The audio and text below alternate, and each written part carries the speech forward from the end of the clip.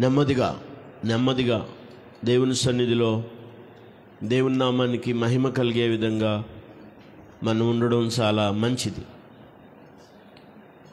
ఎలాగైనా మీరు సమయాన్ని సమకూర్చుకొని దేవుని సన్నిధికి వచ్చారు.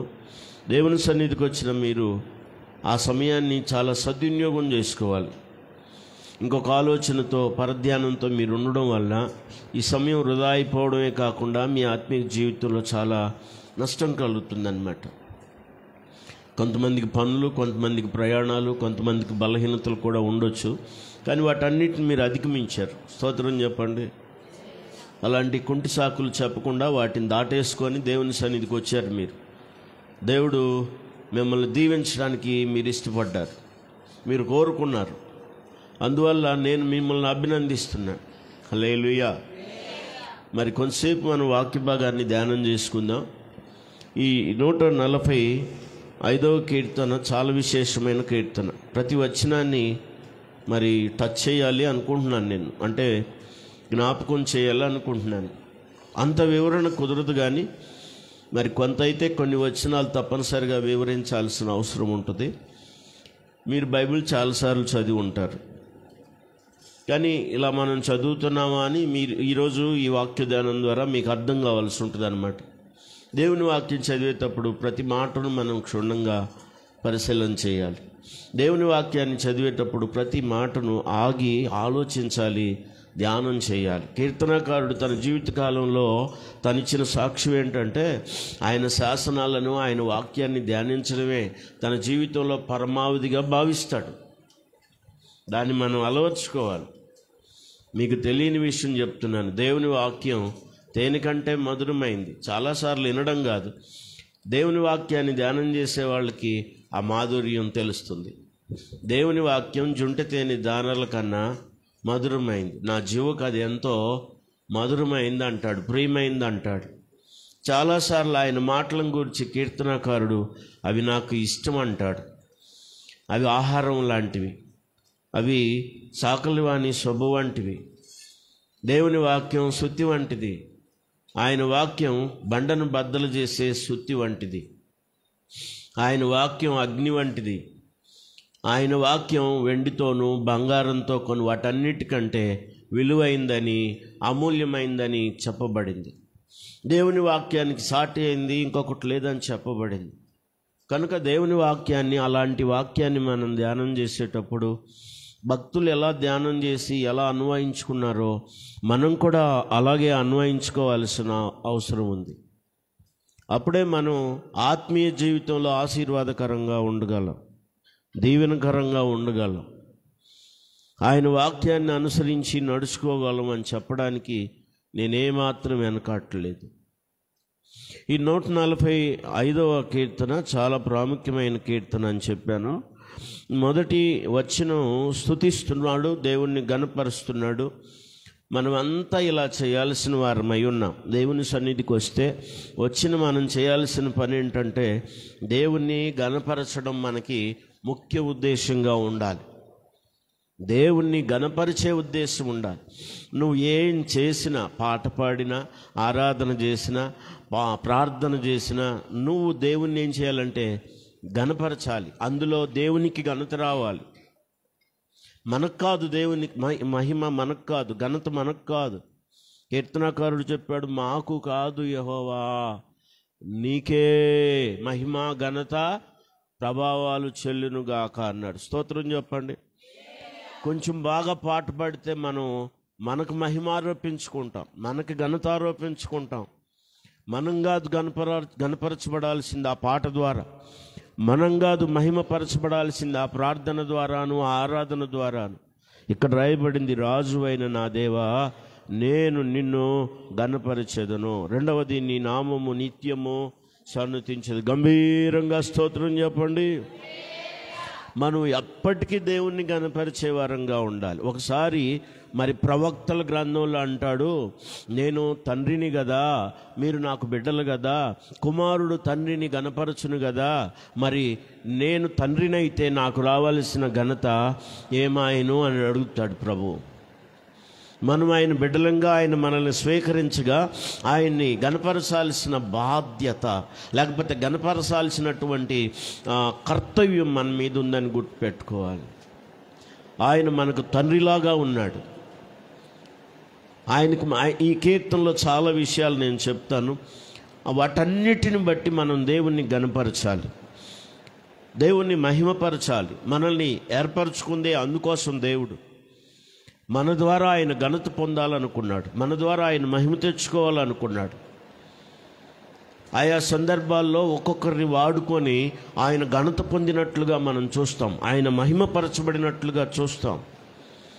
దేవుని మహిమ నిమిత్తమే మనల్ని ఏర్పరచుకున్నాడు, ఎన్నుకున్నాడు, మనల్ని రక్షించుకున్నాడు, ఆయన పాద సన్నిధిలోకి మనల్ని పిలుచుకున్నాడు. ఒకప్పుడు మనం దూరస్తులం, ప్రభు అంటే తెలియని వారం, ప్రభు దగ్గరికి రాని వారం.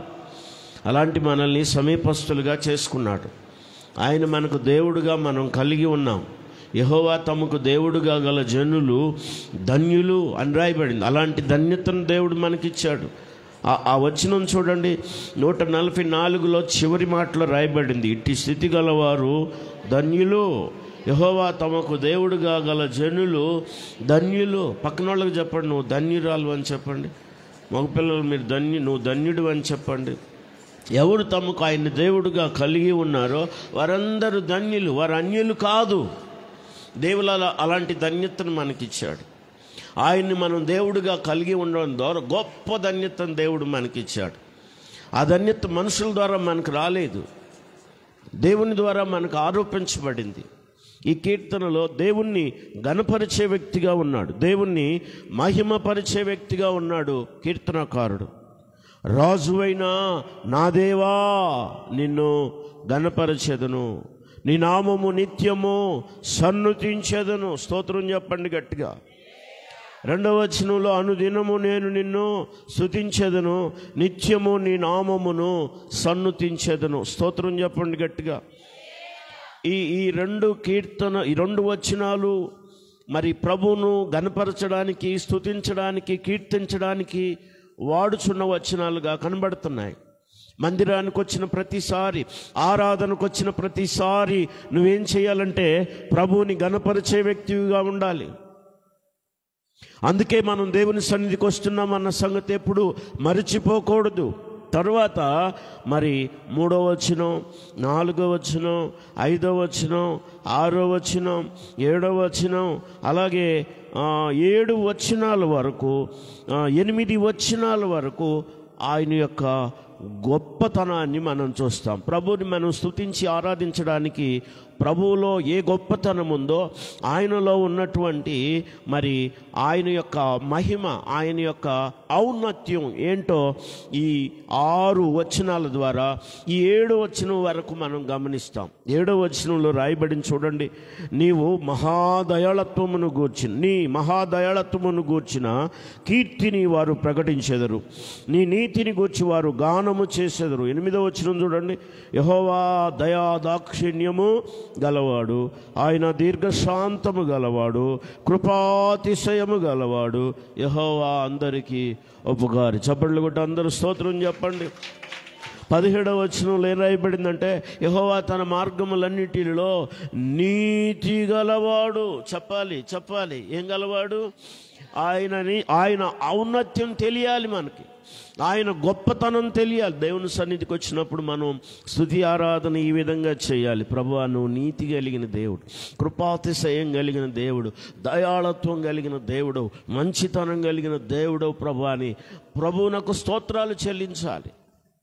ఆరాధన అంటే అదే, అంతేగాని నువ్వు వచ్చిపోవటం, కూర్చోవటం, నుంచోవటం, పాటలు పాడటం, చప్పట్లు కొట్టడం కాదు. ఆయన మంచితనాన్ని, ఆయన గొప్పతనాన్ని వర్ణించి శ్లాఘించాలి, ఆయనను మరి పొగిడి మహిమపరచాలి. అది ఆరాధన. ఆయనను పొగడటమే ఆరాధన అంటే. హల్లెలూయా. ఆయన యొక్క మరి మంచితనం అక్కడ రాయబడింది కొన్ని విషయాలు. ఆయన గొప్పతనం, ఆయన మహత్యం. 3వ వచనంలో ఆయన మహత్యము గలవాడు. చెప్పండి, ఏం గలవాడు? మహత్యం కలిగిన వాడు ఆయన. ఏదైనా చేయగలడని పాట పాడుతున్నామే, ఏదైనా చేయడానికి మహత్యం గలవాడైతే కానీ చేయలేడు. ఆయన మహత్యం గలవాడు. తర్వాత రాయబడింది ఆయన అధిక స్తోత్రము నొందదగిన, మామూలుగా కాదు, అధిక స్తోత్రం ఆయన నొందదగిన వాడు, స్తోత్రార్హుడు ఆయన, స్తుతికి పాత్రుడు ఆయన. దేవుని సన్నిధికి వచ్చి నువ్వు మౌనంగా ఉండడానికి, నిలబడి కూర్చొని పోవడానికి కాదు. నోరు తెరిచి ఆయన ఔన్నత్యాన్ని, ఆయన యొక్క మహిమాన్వితాన్ని మనం కొనియాడే వారంగా కనబడాలి దేవుని సన్నిధిలో. ఇక్కడ రాయబడిన మాటలు ఇంకా మీరు జాగ్రత్తగా గమనిస్తే, ఆయన మహత్యము గ్రహింప శక్యము కానిది. తర్వాత 4వ వచనం చివరి భాగంలో ఆయన పరాక్రమ క్రియలు చేసేవాడని అర్థం. తర్వాత 5వ వచనం మహోన్నతమైన నీ ప్రభావ మహిమ, ఆయన ప్రభావం కలిగిన వాడు, ఆయన మహిమ కలిగిన వాడు. తర్వాత ఆయన ఆశ్చర్య కార్యాలు చేసేవాడు ఆయన. తర్వాత 6వ వచనంలో భీకర కార్యాలు, ఆయనలో విక్రమం ఉంది. ఇంకా తర్వాత 7వ వచనంలో ఆయన దయాళత్వాన్ని గురించి, ఆయన నీతిని గురించి పాడుతూ ఉన్నాడు. 8వ వచనంలో యెహోవా దయాదాక్షిణ్యములు గలవాడు, ఆయన దీర్ఘశాంతము గలవాడు, దీర్ఘశాంతుడు, ఆయన కృపాతిశయము గలవాడు, యెహోవా అందరికీ ఉపకారి. తర్వాత 17వ వచనంలో తన మార్గములన్నిటిలో నీతి గలవాడు. స్తోత్రం చెప్పండి గట్టిగా, హల్లెలూయా. ఈ యొక్క మాటలను పట్టుకొని, ఇలాంటి మాటలను పట్టుకొని ఇంకా అనేక చోట్ల అనేక సందర్భాల్లో ఆయన ఔన్నత్యాన్ని, ఆయన మహిమను గురించిన వివరణ ఎక్కడెక్కడుందో వాటిని సేకరించి ఆయనను మనం శ్లాఘించాలి, ఆయనను మనం పొగడాలి. అది ఆరాధన అంటే. ఆరాధన అంటే కేవలం మందిరానికి వచ్చి పోవడం కాదు, లేకపోతే నువ్వు అర్పణ అర్పిస్తావే అర్పణలు అర్పించడం కాదు, అవన్నీ కొంత భాగాలు. కానీ మొట్టమొదట నీ నోరు తెరిచి జీవఫలం అర్పించాలి దేవునికి. హెబ్రీ పత్రికలు అంటాడు, మనం దేవుని సన్నిధికి వచ్చినప్పుడంట మన జీవఫలం అర్పించాలి. బైబిల్ ఉండి వాక్యం చదవగలిగిన వారు వాక్యం చూడాలని, చదవాలని మీకు నేను ఆహ్వానాన్ని తెలియచేస్తూ ఉన్నాను. హెబ్రీలకు రాసిన పత్రికలో ఒక మంచి మాట రాయబడింది. బైబిల్ ఉందా? 13వ అధ్యాయం చూడండి, 15వ వచనం. కాబట్టి ఆయన ద్వారా మనం దేవునికి ఎల్లప్పుడూ స్తుతి యాగము చేయుదుము. అనగా స్తుతి యాగం అంటే ఏంటో ఇక్కడ వివరణ చెప్తున్నాడు. ఆయన మూలముగా మనం దేవునికి కాబట్టి ఆయన ద్వారా మనము దేవునికి ఎల్లప్పుడు, అంటే యేసుక్రీస్తు ద్వారా ఎల్లప్పుడు దేవునికి స్తుతి యాగము చేయుదుము. అనగా ఆయన నామమును ఒప్పుకొనుచు జీవ ఫలము అర్పించుదుము. చప్పట్లు కొట్టి అందరూ స్తోత్రం చెప్పండి గట్టిగా, హల్లెలూయా. అలాంటివి ఎలాంటివో తెలుసా? అలాంటివి ఎలాంటివి అంటే 16వ వచనంలో రాయబడింది, అట్టి యాగములు దేవునికి ఇష్టమైనవి. హల్లెలూయా. దేవుని పిల్లలుగా దేవుని సన్నిధిలో నిలిచిన మనం దేవునికి జీవఫలం అర్పించాలి. జీవఫలం అంటే అర్థం ఏంటంటే దేవునికి స్తుతి యాగం చేయడం. యాగం అంటే ఆరిపోకుండా ఒక మండించే మంట లాంటిది. యాగాలు ఎంతమందికి తెలుసు? ఇక్కడ ఉన్నాయో కొంతమందికి తెలుసు. యాగం తెలుసా మీకు? రాలేదు ఇక్కడ. రోతమ్మ గారు ఎటు పోయారు? ఉన్నామ్మా. యాగం తెలుసా మీకు? యాగం అంటే ఏంటో తెలుసా?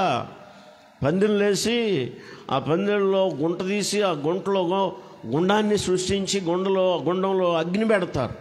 అగ్ని నెయ్యి పోసో వెన్న పోసో లేదా ఏదో ఒకటి వేసి దాన్ని నిరంతరం మండిస్తారు. దాన్ని యాగం అంటారు.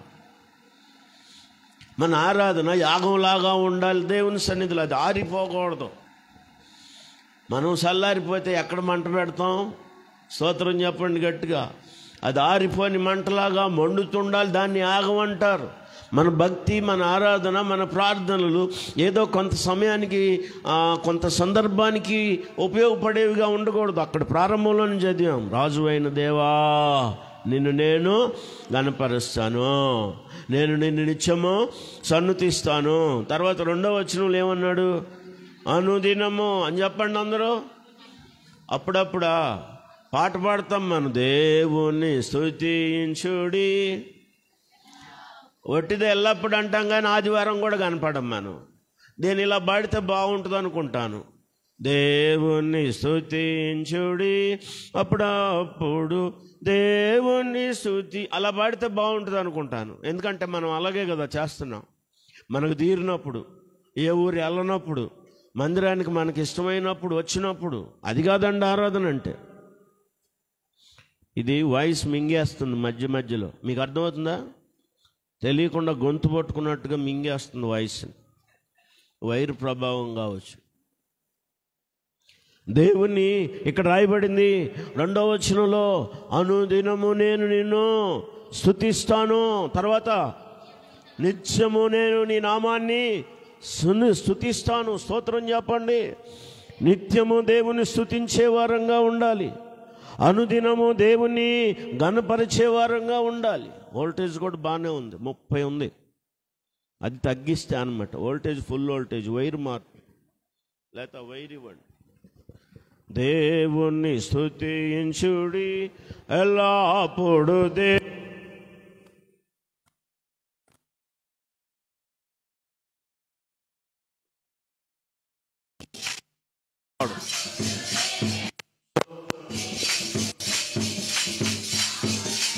ఆయన బలమును ప్రసిద్ధి చేయు, ఆయన బలమును ప్రసిద్ధి చేయు.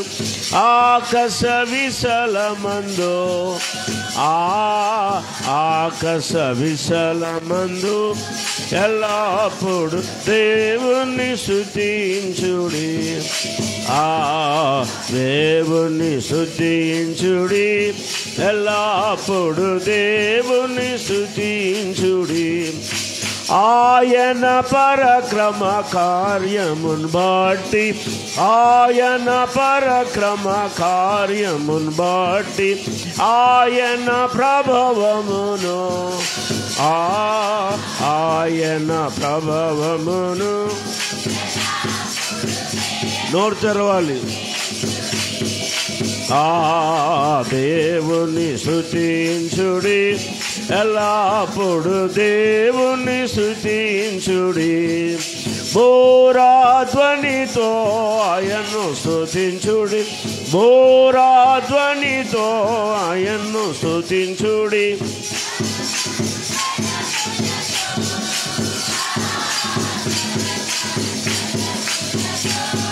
ఎల్లప్పుడు దేవుని స్తుతించుడి, దేవుని స్తుతించుడి ఎల్లప్పుడు దేవుని స్తుతించుడి. సన్నతంతుల సితారతోను, సన్నతంతుల సితారతోను, చక్కని స్వరములతో, చక్కని స్వరములతో ఎల్లప్పుడు దేవుని స్తుతించుడి, దేవుని స్తుతించుడి ఎల్లప్పుడు దేవుని స్తుతించుడి. మ్రోగు తాళములతో ఆయన్ను స్తుతించుడి, మ్రోగు తాళము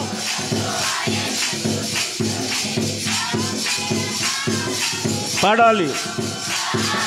గంభీర తాళముతో ఎల్లప్పుడు దేవుని స్తుతించుడి, దేవుని స్తుతించుడి ఎల్లప్పుడు దేవుని స్తుతించుడి. అందరు దేవునికి స్తోత్రం చెప్పండి గట్టిగా. నిత్యము, అనుదినము, నిత్యము అనే పదాలు ఇక్కడ మనం గమనిస్తున్నాం. మరి ఆరాధనలు ఆదివారానికి పరిమితమైనవి, మన ఆరాధనలు ఏదో ఒక వారానికి పరిమితం అయిపోయినాయి. నిత్యం అంటున్నాడు, అనుదినం అంటున్నాడు. మందిరానికి రాపోయినా దేవుని స్తుతించడానికి నువ్వు ఎప్పుడు ఇష్టపడాలి. ఎక్కడున్నా దేవుని ఆరాధించడానికి నువ్వు ఇష్టపడాలి. ఒకవేళ ప్రయాణంలో ఉన్నావా, పనిలో ఉన్నావా, ఒక సమయాన్ని ఖచ్చితంగా నిర్దేశించుకొని నువ్వు దేవుని సన్నిధిలో దేవుని ఆరాధించడానికి ఇష్టపడాలి. అదే ఆరాధన అంటే. దాంట్లో ఆ స్తుతి ఆరాధనలో భాగంగా 3వ వచనం నుంచి మరి 7-8 వచనాల వరకు ఆయన ఔన్నత్యాన్ని, ఆయన గుణగణాలను, ఆయన మహిమను, ఆయన ప్రభావాన్ని, ఆయన శౌర్యాన్ని, ఆయన విక్రమాన్ని గురించి, ఆయన యొక్క మహోన్నతత్వాన్ని గురించి మనం మరి కొనియాడుతూ గణపరచాల్సిన అవసరం ఉంది. ప్రభు అంటున్నాడు, తండ్రి కుమారుని గణపరచును కదా. ఇదే ఇక్కడ మన వాక్యం ఉంటుంది. అదే కాకపోతే ఇప్పుడు అది కట్టనకు పెట్టడం వల్ల అది కనబట్టలేదు. నన్ను గణపరిచేవారిని నేను చెప్పాలి. నన్ను గణపరిచేవారిని, మనం దేవుణ్ణి గణపరిస్తే దేవుడు మనల్ని గణపరుస్తాడు. మన జీవితాలను, మన కుటుంబాలను గణపరుస్తాడు, మన వ్యక్తిత్వాన్ని గణపరుస్తాడు. ఆయా సందర్భాల్లో భక్తులను మీరు గురిపెట్టి చూడండి. ఒకసారి యోసేపుని జ్ఞాపకం చేసుకోండి, ఒకసారి దానియేలుని జ్ఞాపకం చేసుకోండి. వాళ్ళు ఎక్కడున్నా దేవునికి మహిమ తెచ్చే విధంగా వారి జీవితాలు దేవుణ్ణి గణపరిచినప్పుడు వారిని దేవుడు ఏం చేశాడంటే గణపరిచి హెచ్చించాడు. మనం దేవుణ్ణి గణపరిచి హెచ్చిస్తే దేవుడు నిన్ను కూడా గణపరుస్తాడు. అదే మనం పెట్టుకున్న వాక్యం, నన్ను గణపరచు. సమూయేలు చెప్తాడు సౌలుతోటి, నన్ను గణపరచు వారిని నేను నన్ను తృణీకరించువారు తృణీకారమందుదురు అన్నాడు. అది వదిలిపెట్టద్దు మీరు. నన్ను గణపరుస్తానన్నాడు, నన్ను గణపరుస్తానన్నాడు, అదొక్కటే పట్టుకోవద్దు. రాత్రి చెప్పినట్టు గణపరుస్తానని చెప్పింది ఎప్పుడు? ఆయన్ని గణపరిచినప్పుడు. ఒకవేళ ఆయన్ని కానీ నువ్వు తృణీకరిస్తే ఆయన కూడా ఏం చెప్పాడంటే, ఆయనను తృణీకరించేవారు తృణీకారము అందుదురు అన్నాడు.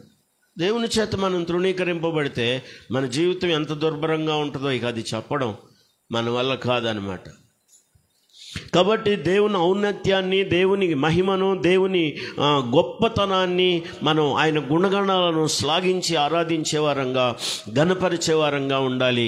అదే ఆరాధన అంటే అని చెప్తున్నాను మీకు. నేను చాలా సందర్భాల్లో బైబిల్లో ఆయన గొప్పతనాన్ని గురించి రాయబడ్డాయి. ఆయన శ్రీమంతుడు, ఆయన నిత్యుడగు దేవుడు, ఆయన సత్యవంతుడు, ఆయన ప్రేమస్వరూపి, ఆత్మస్వరూపి, మహిమాస్వరూపి. ఇలాంటివన్నీ తీసుకొని మనం దేవునికి మరి స్తుతియాగం చెయ్యాలి. హల్లెలూయా. కీర్తనకారుడు అదే చేస్తున్నాడు. ఆయన మహిమను బట్టి, ఆయన ఘనతను బట్టి, ఆయన పరాక్రమ కార్యాలను బట్టి, ఆయన దయాళత్వాన్ని బట్టి, ఆయన దీర్ఘశాంతాన్ని బట్టి, ఆయన కృపాతిశయాన్ని బట్టి. హల్లెలూయా. 9వ వచనంలోకి రండి. మీరు రాయటం లేదనుకుంటున్నాను, మీ దగ్గర చెడ్డ అలవాటు చూస్తున్నాను. చెప్పినా కొంతమంది వినటం లేదు. ఖచ్చితంగా బైబిల్తో పాటు మీకు నోట్బుక్ అవసరం, పెన్ను కూడా అవసరం. తెచ్చుకోండి, అవి ఖచ్చితంగా రాసుకోండి. ఎప్పుడైనా మీకు అవకాశం దొరికినప్పుడు వాటిని ధ్యానం చేస్తే మీతో ఇంకా దేవుడు లోతుగా అద్భుతంగా మాట్లాడి నడిపిస్తాడు. అది మీకు చాలా ఆశీర్వాదకరం అవుతుందన్నమాట. ఏదో చెప్పినప్పుడు, జ్ఞాపకం చేసినప్పుడు తెచ్చుకోవటం, తర్వాత యాదమరవటం అంటారే, సింపుల్గా చెప్పేస్తున్నారు. మర్చిపోయానో, లేకపోతే తేలేదనో, పెన్ను లేదనో. కాలేజీకి వెళ్ళేవాడు పెన్ను లేకుండా, పుస్తకం లేకుండా, పేపర్ లేకుండా, నోట్బుక్ లేకుండా, లేకపోతే టెక్స్ట్ బుక్ లేకుండా వెళ్తావా? నోట్బుక్ కనీసం నోట్బుక్ అన్నా పట్టుకెళ్తావా? పెన్ను ఎవరన్నా అడుగుతావా కాలేజీలోకి వెళ్ళి? అది ఎంత ఇన్సల్ట్గా ఉంటుంది కదా. చెప్పండి, ఎలా ఉంటుంది?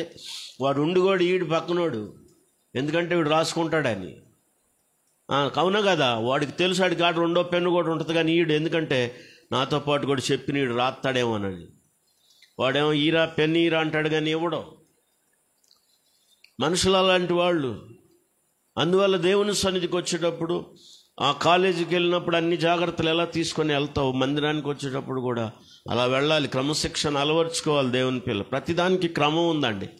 వాక్యం రాయబడింది, దేవుని సన్నిధానంలో నువ్వు చేసే ప్రతి పని కూడా ఎలా జరగనివ్వాలంటే మర్యాదగాను, క్రమము అనండి. మర్యాదగాను. పక్కన వాళ్ళకి చెప్పండి, మర్యాదగా ఉండాలి దేవుని సన్నిధిలో అని చెప్పండి.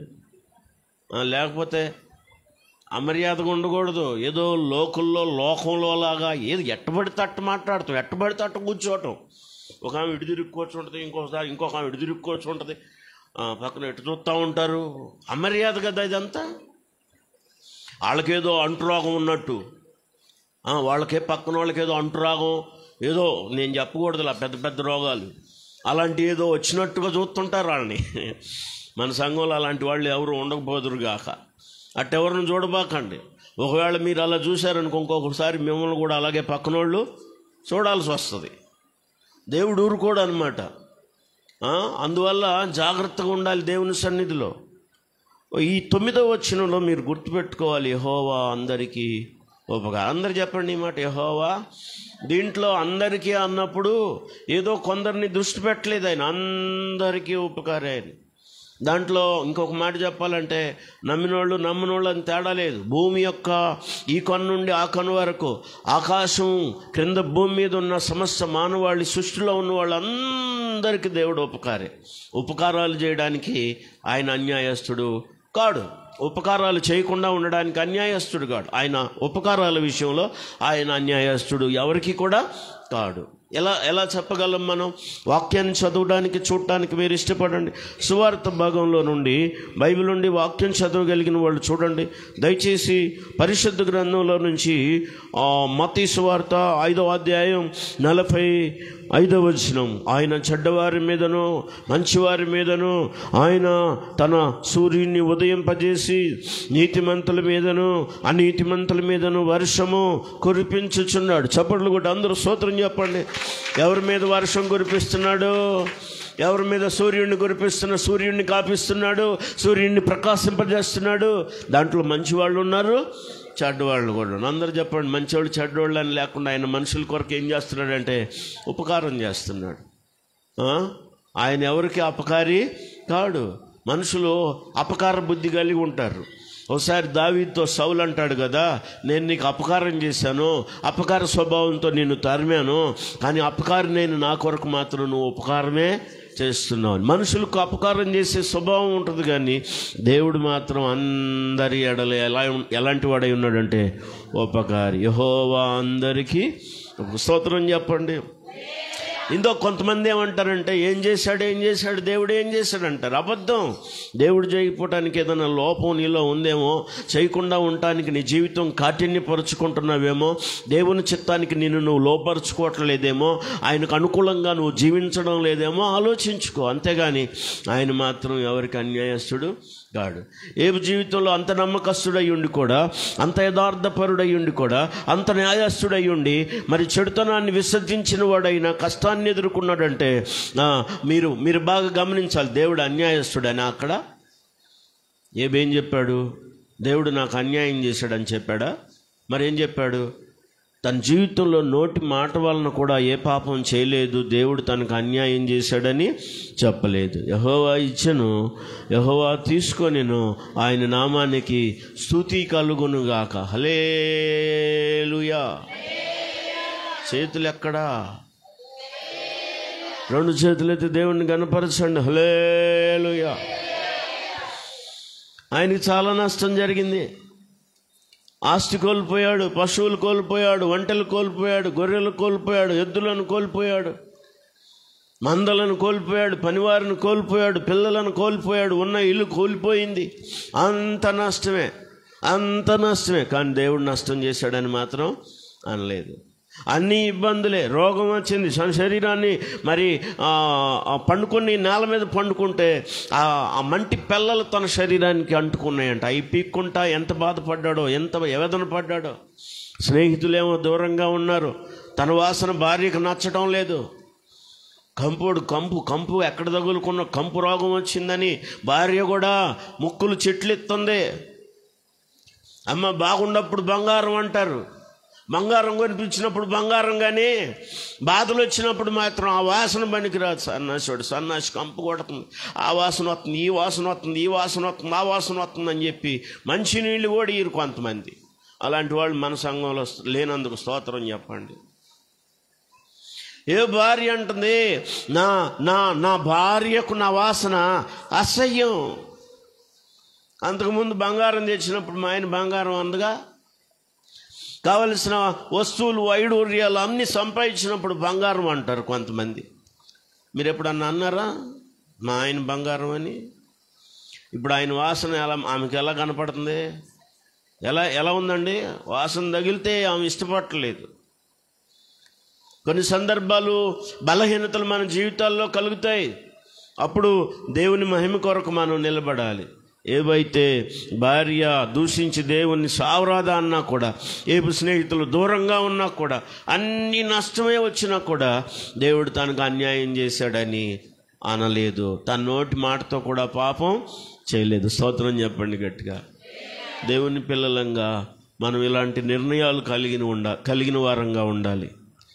భక్తి జీవితంలో ఆయన ఎప్పుడు అపకారం చేయడని, ఆయన ఎవరికి అన్యాయం చేయడని యోబు గ్రంథంలో 3 సార్లు చెప్పాడు. ఆయన సర్వశక్తుడు, అన్యాయం చేయుట అసంభవం అన్నాడు. ఆయన అన్యాయం చేసేవాడు కాదు. పక్కన వాళ్ళకి చెప్పండి, దేవుడు అన్యాయం చేయడని చెప్పండి. దేవుడు అన్యాయం చేయడు, దేవుడు మోసం చేయడు, దేవుడు అబద్ధం ఆడు. ఇవన్నీ మన లక్షణాలు. దేవుడు అపకారం చెయ్యడు, ఆయన ఉపకారి. అందరూ చెప్పండి, ఆయన ఉపకారి. ఇక్కడ చదువుతున్న మత్తయి సువార్తలో 45 చెడ్డవారి మీదను మంచివారి మీదను తన సూర్యుని ఉదయింపజేసి నీతిమంతుని మీదను అనీతిమంతుల మీదను వర్షము కురిపించుచున్నాడు. స్తోత్రం చెప్పండి. నువ్వు ప్రార్థన చేసుకుంటున్నావని మీ పొలంలోనే వాన కురుతుందా? మీ ఇంటి చుట్టూ వాన కురుతుందా? అందరి మీద కురిపించట్లేదా? స్తోత్రం చెప్పండి. అన్ని దేశాల్లో మన రాష్ట్రంలో ఉన్నట్టు ఒరిస్సా కూడా వాన ఉంది. అక్కడ కూడా పెద్ద పెద్ద వానలు లెగిత్తే వానలు. ఆశ్చర్యం ఏంటంటే వాన కురిసినప్పుడేమో లోపల ప్రార్థనలు, వాన లేనప్పుడేమో వెలపట ప్రార్థనలు. ఒకరోజు కూడా ఒక పూట కూడా ఖాళీ లేకుండా అవిశ్రాంతంగా కాసేపు ఫోన్ ఓపెన్ చేసి అసలు మన గుంటూరు విశేషాలు ఏమన్నా ఉన్నాయి, ఎలా ఉన్నాయి అని చూద్దామని అనుకోవడానికి కూడా ఖాళీ లేకుండా దేవుడిని నడిపించాడు. దాదాపు 2500 కిలోమీటర్లు ప్రయాణం చేశాం. అలసట లేకుండా దేవుడు సహాయం చేశాడు. భువనేశ్వర్, మరి పూరి, అక్కడ పెద్ద జగన్నాథ్ టెంపుల్ అనేది ఒకటి ఉంటుంది. ఇటువైపు తిరుపతిలాగా అటువైపు పూరిలో పెద్ద టెంపుల్ అది అన్నమాట. రేవళ్ళ ఇర్మియా గారని వాళ్ళ సంతతికి సంబంధించిన వాళ్ళు దాంట్లో పూజారులుగా ఉండేవాళ్ళట. నేను పూరి బీచ్ గురించి కొంత పెడితే దాన్ని చూసి ఆయన నాకు ఫోన్ చేశాడు అక్కడి నుంచి, పాస్టర్ గారు మా ప్రాంతానికి మీరు వెళ్ళి, వాళ్ళ ప్రాంతం కటక్ అంట, కటక్లో వాళ్ళు ఉండేవాళ్ళు, వాళ్ళ పూర్వీకులు కటక్లో ఉండేవాళ్ళట. మా వంశీకులు వాళ్ళు, ఆ గుడి సంబంధికులు మా పూర్వీకులు అని చెప్పాడు ఆయన. నాకు ఆశ్చర్యం అనిపించింది. దేవుడు అలాంటి వాళ్ళని తన బిడ్డలుగా చేసుకున్నాడు. స్తోత్రం చెప్పండి.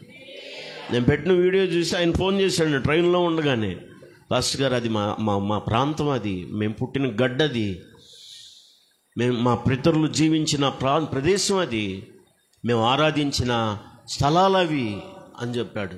మా సొత్తు లాంటివి అవి. పోనీ ఇంకా లోతుగా అధ్యయనం చేసి మీ మూలాల గురించి ఆలోచించి తర్వాత చెప్పడానికి బాగుంటాయి. ఇప్పటికే అతిశయం ప్రారంభమైంది నాలో. అలాంటి గొప్పతనం, సూర్యవంశం మాది, అది దానికే అతిశయం వచ్చేసింది. అదిగాక ప్రస్తుత పరిస్థితులు బాగాలేవు. ఈ పరిస్థితుల్లో మేము అలా చెప్తే అసలు భూమి మీద లేకుండా చేయొచ్చు అని భయపడ్డాడు. ఏముంది, తెలుసుకొని చేసేదేముంది? యేసు మాత్రమే దేవుడు. స్తోత్రం చెప్పండి గట్టిగా. దాన్ని చెప్పాడు ఆయన. చాలా సంతోషం అనిపించింది.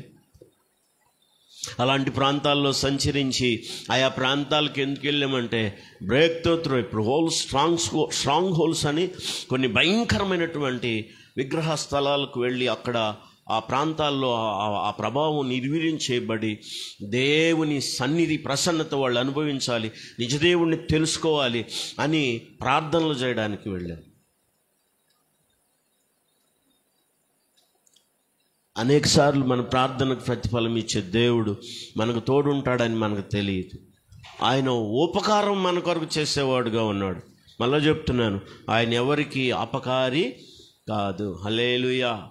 అందరికీ యెహోవా అందరికీ ఉపకారి. మంచివాళ్ళకి చెడ్డవాళ్ళకి ఆయన ఉపకారాలు చేస్తూనే ఉన్నాడు. అందరి మీద సూర్యుడిని ఉదయింపజేస్తున్నాడు, అందరి మీద వర్షాన్ని కురిపిస్తూ ఉన్నాడు. ఆయన వ్యత్యాసం ఏం చేయట్లేదు. మనుషులకి అపకారం చేసే స్వభావం ఉంటుంది, కానీ దేవుడు కావాలని ఎవరికి అపకారం చేయడు. కాబట్టి ఏదైనా నష్టపోతున్నావు అనుకో, ఏదైనా శ్రమ పడుతున్నావు అనుకో, దానికి కారణం దేవుడు అని చెప్పుకో.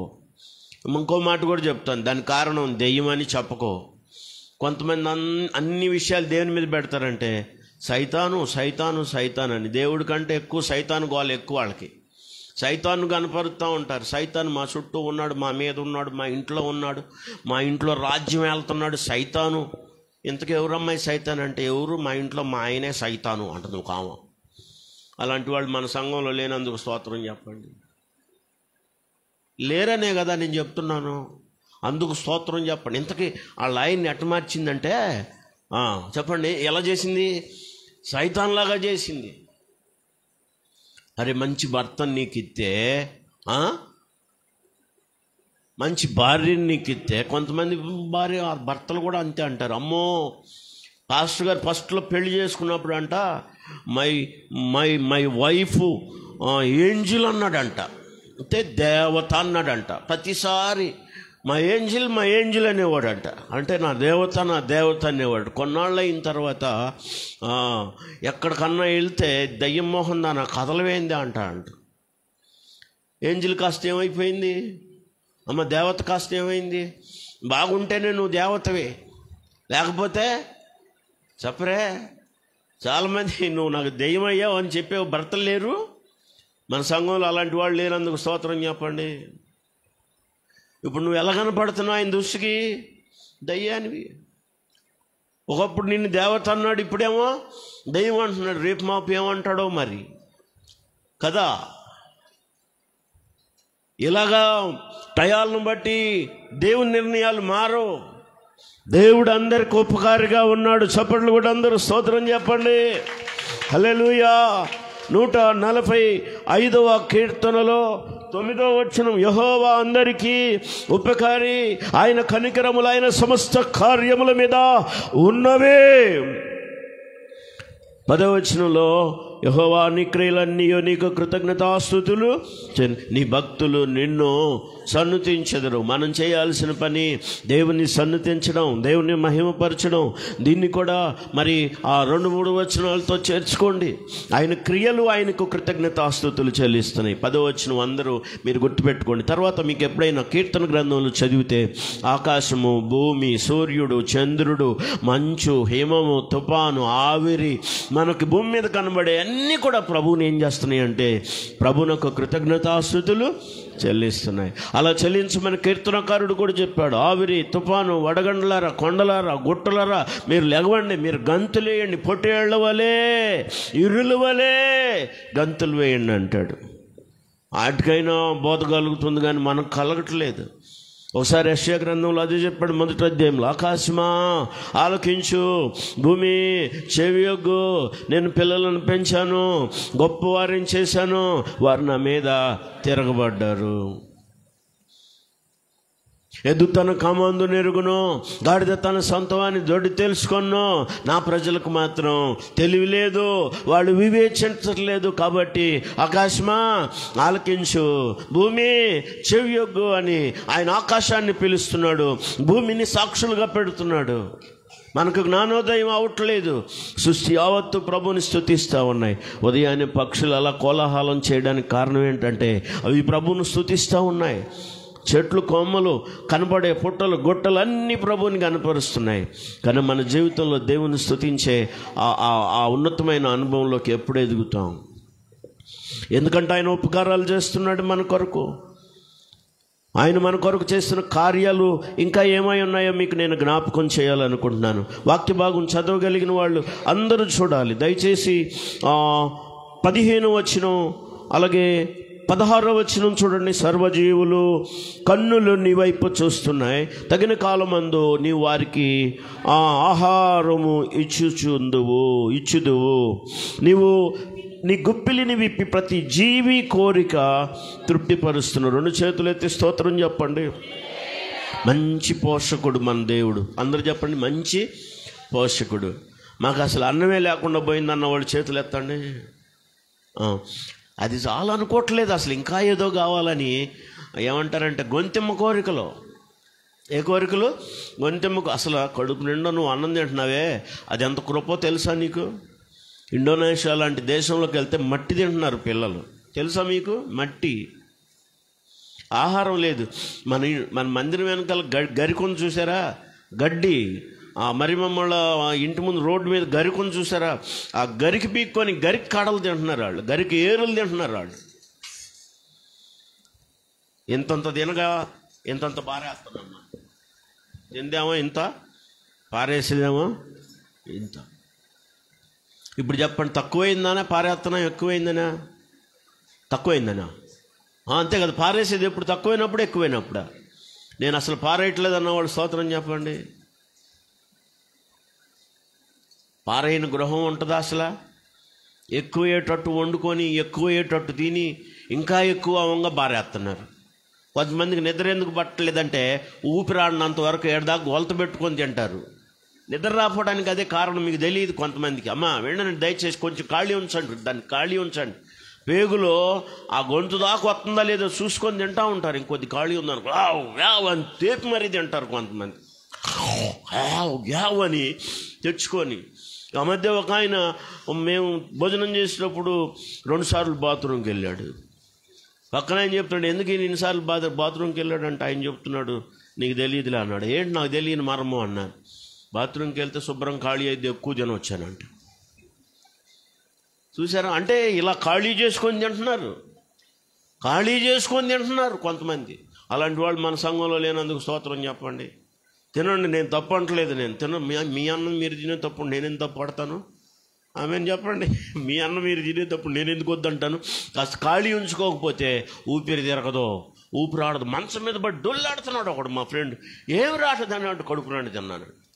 ఇప్పుడు దానికి అదేం చేస్తావు? ఊపిరాట్లా. ఇప్పుడు ఊపిరాడినంత, గాలి ఆడినంత, శ్వాస ఆడినంత అంత బరీగా తింటేట తర్వాత శ్వాస ఆడదు, గ్యాస్ ప్రాబ్లం అవుతుంది, కొట్టుమిట్లాడుతావు, జాగ్రత్త, ప్రాణం కూడా పోవచ్చు.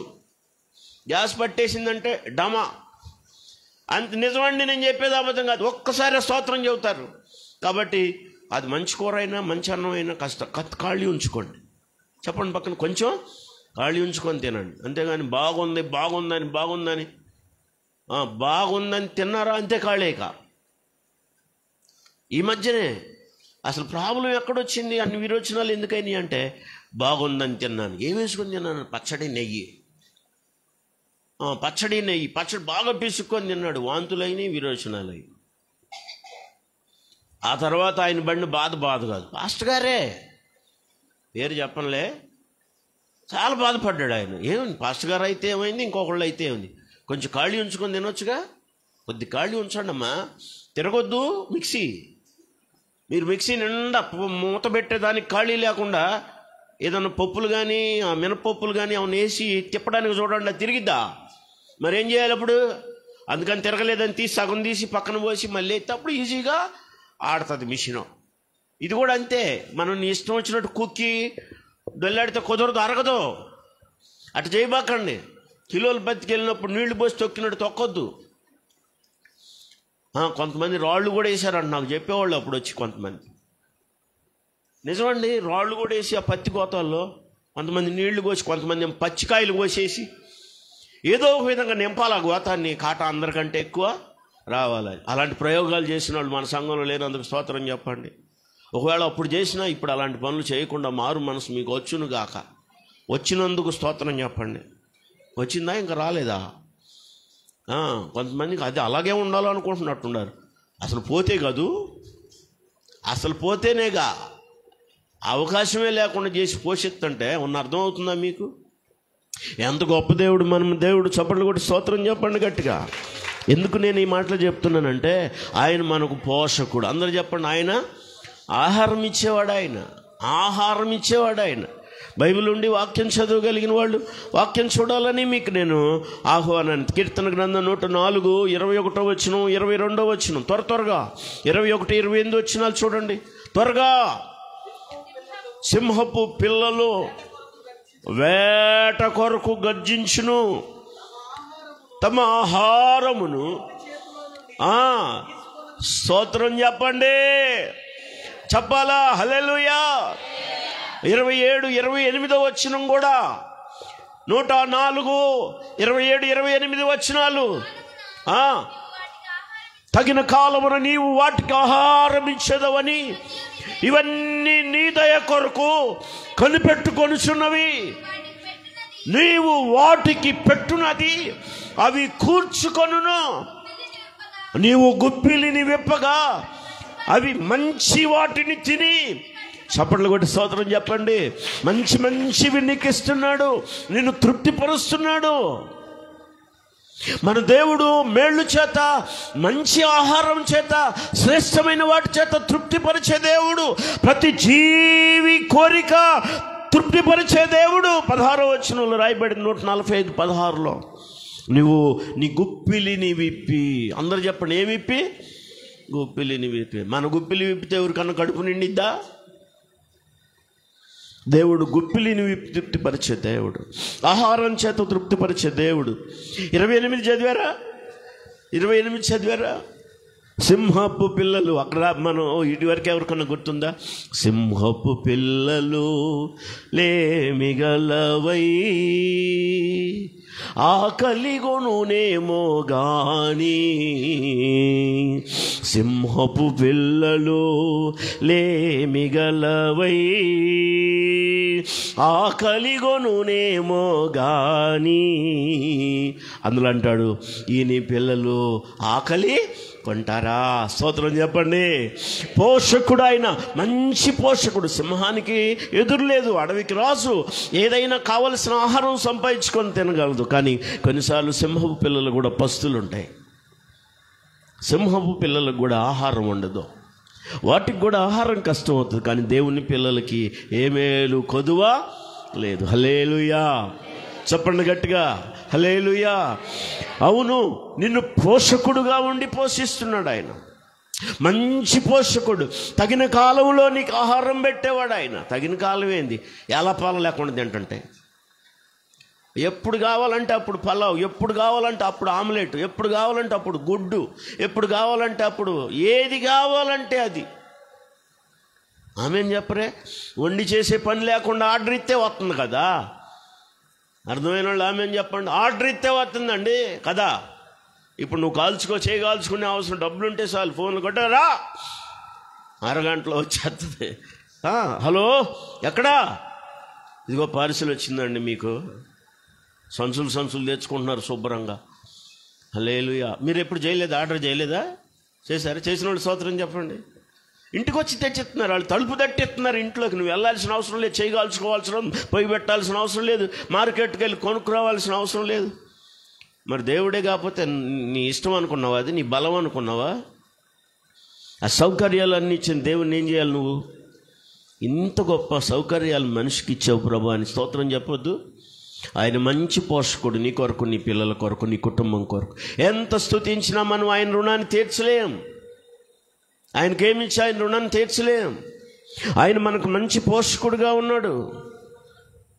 తర్వాత 14వ వచనంలోకి రండి. ఆయన పడిపోవు వారందరినీ ఉద్ధరించువాడు, కృంగిపోయిన వారందరినీ లేవనెత్తివాడు. ఇంకొక రకమైన ఓ మంచి లక్షణం దేవునిలో చూస్తున్నాం. దీని గురించి ఏం చెప్పాలనుకున్నా? దేవుని ఔదార్యం అనండి. దేవుని ఔదార్యం, దేవుని ఔదార్యం. ఆయన ఔదార్యం ఎలాంటిదంటే, ఆయన పడిపోయిన వారందరినీ ఉద్ధరించేవాడు. స్తోత్రం చెప్పండి. పడిపోతే సహాయం చేద్దామని అనుకుంటారా మీరు? అటనే పడాల్సిన విధంగా పడింది, తగ్గట్టే పడింది. పడాల ఒళ్ళు కొరుగుతారు మనవాళ్ళు. అలాంటి వాళ్ళు మన సంఘంలో లేనందుకు స్తోత్రం చెప్పండి. పడిందంటగా, ఊడిందంటగా, ఇరిగిందంటగా అని చెప్పుకుంటారు కదూ. కానీ అట్ట కాదు. మన దేవుడు ఎలాంటి వాడంటే, పడిపోయిన వారినంట ఉద్ధరించే దేవుడు. చప్పట్లు కొట్టి స్తోత్రం చెప్పండి. తర్వాత ఆయన కృంగిన వారిని లేవనెత్తేవాడు. అన్నా ఓ పాట రాసింది, మీకు గుర్తుందా? అన్నా ఓ పాట రాసింది. ఆ పాట ఎక్కడ ఉందో పాడండి మీరు. పుస్తకంలో కనపడదు, బైబిల్లో కనపడింది. అన్నా పాట పాడింది. 2వ అధ్యాయం చూడండి. సమూయేలు గ్రంథం, బైబిల్ ఉండి 1 సమూయేలు గ్రంథం చూడండి.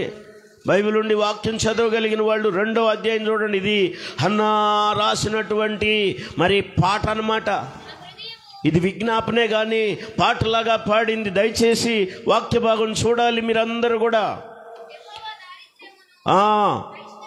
3వ వచనం, యెహోవా ఆత్మ జ్ఞానియగు అనంత జ్ఞానియగు దేవుడు, ఆయనే క్రియలను పరీక్షించువాడు. ఇంకనంత గర్వముగా మాట్లాడకుడి, గర్వపు మాట మీ నోట రానియకుడి. ప్రఖ్యాతి నొందిన విలుకాండ్రు ఓడిపోవుదురు, తొట్టిల్లిన వారు బలము ధరించుకొందురు.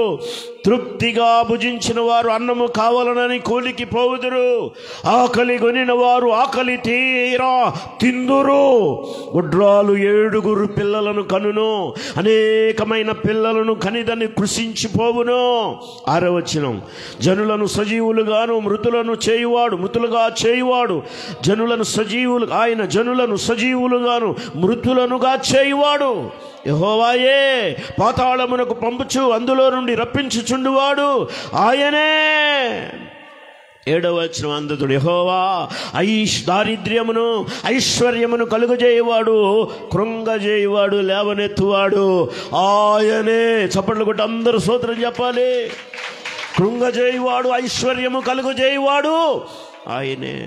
సజీవులుగా చేయువాడు, మృతులనుగా చేయువాడు ఆయనే. బలము ధరింపజేయువాడు ఆయనే. సమస్తానికి ఆయనే ఆధారం.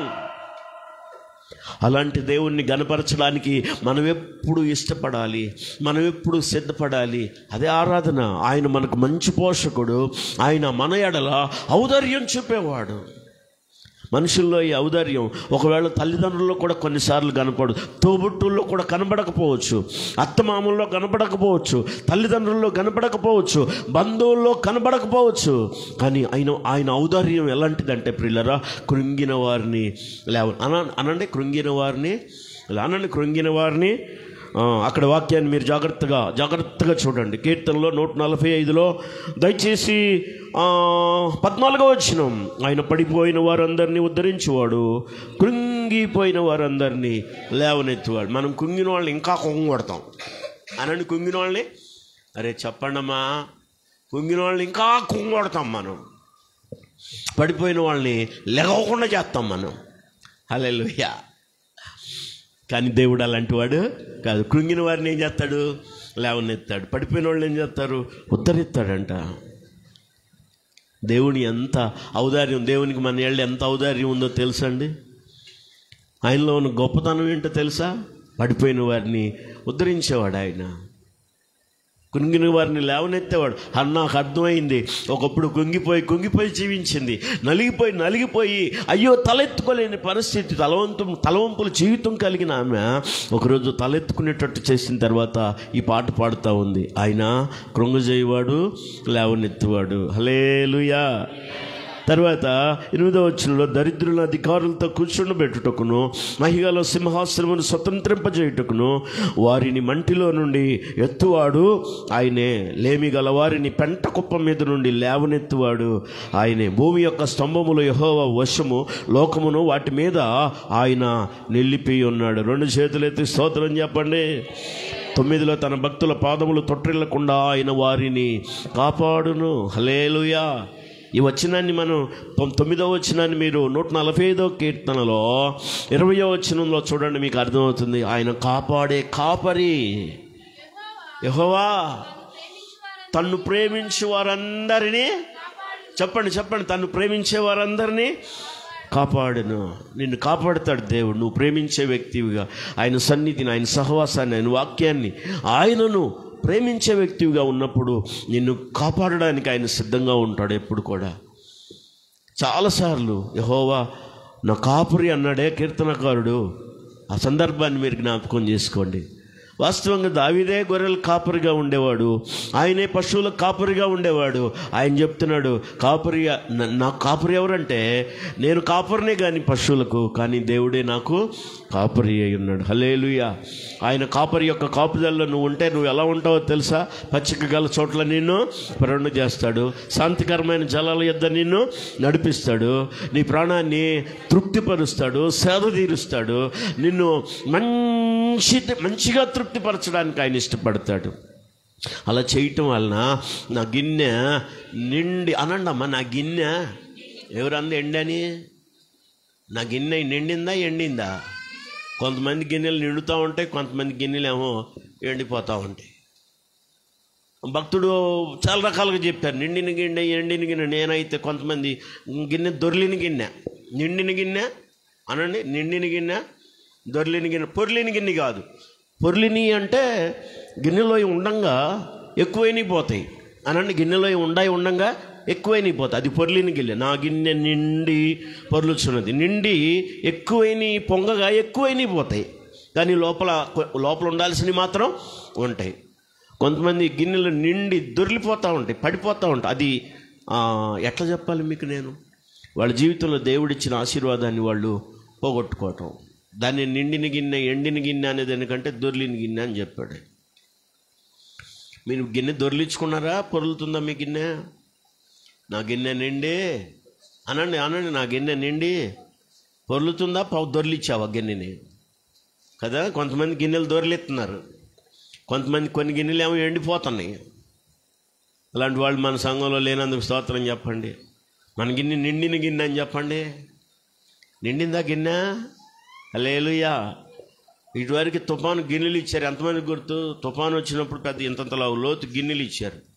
కొంతమంది ఆ గిన్నెలు వేసుకొని తినేవాళ్ళు, గిన్నెల నిండా. ఎంతమంది గుర్తుందో నాకు తెలియదు. ఈ మధ్య పాస్టర్ గారు కలిసాడు, తుఫాన్లో అప్పుడు గిన్నెలు ఇచ్చారు, మా ఇంట్లో ఇప్పుడు కొంది అన్నాడు. తుఫాన్లో అప్పుడు దుప్పట్లు ఇచ్చారా, ఇప్పుడు కొన్నది. ఆ గిన్నె ఎందుకు ఉంచావంటే నేనే తింటది అంట అన్నాడు. మంచి లోతు గిన్నెలో. ఎప్పుడన్నా చూసారా మీరు తుఫాను గిన్నెలు? ఆ పేరు అసలు విన్నారా? చాలా ఇంత అడవులుపున ఇంత లోతుగా ఉంటాయి. సుమారుగా పత్తి మొక్కలకి ఏరియా వేసి అంత గిన్నె అనమాట అది. అంతంత గిన్నెలు. హల్లెలూయా చెప్పండి గట్టిగా. అలాంటి గిన్నెలతో తిని ఆ గిన్నెలు ఇప్పుడు ఎండబెడుతున్నారు కొంతమంది గిన్నెలు దొర్లిస్తున్నారు కొంతమంది. జాగ్రత్త. దావీదు భక్తుడు నా గిన్నె నిండి దొరల్లా పొర్లి అనండి. దొరలటం వేరు, దొరలటానికి పొరలటానికి తేడా ఏం చెప్పండి మీరు?